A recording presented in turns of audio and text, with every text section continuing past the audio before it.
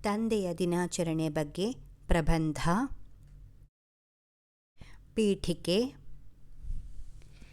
ತಂದೆ ಕುಟುಂಬದ ಆಧಾರಸ್ತಂಭ. ಅವರು ತಮ್ಮ ಮಕ್ಕಳ ಉತ್ತಮ ಭವಿಷ್ಯಕ್ಕಾಗಿ ಶ್ರಮಿಸುತ್ತಾರೆ.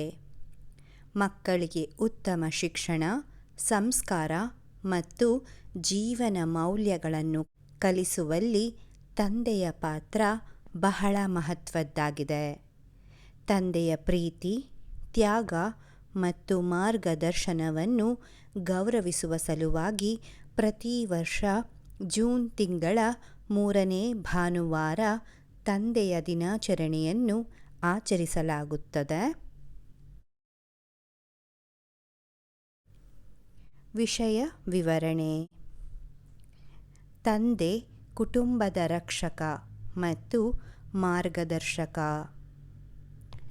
ಅವರು ತಮ್ಮ ಮಕ್ಕಳ ಅಗತ್ಯಗಳನ್ನು ಪೂರೈಸಲು ಕಷ್ಟಪಟ್ಟು ದುಡಿಯುತ್ತಾರೆ.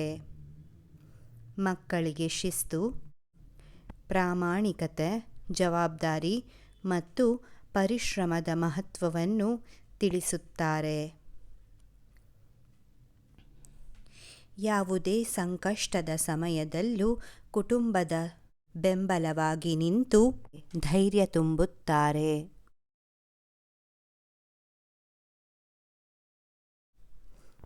ತಂದೆಯ ದಿನದಂದು ಮಕ್ಕಳು ತಮ್ಮ ತಂದೆಗೆ ಶುಭಾಶಯಗಳನ್ನು ತಿಳಿಸಿ ಉಡುಗೊರೆಗಳನ್ನು ನೀಡಿ ಕೃತಜ್ಞತೆಯನ್ನು ವ್ಯಕ್ತಪಡಿಸುತ್ತಾರೆ.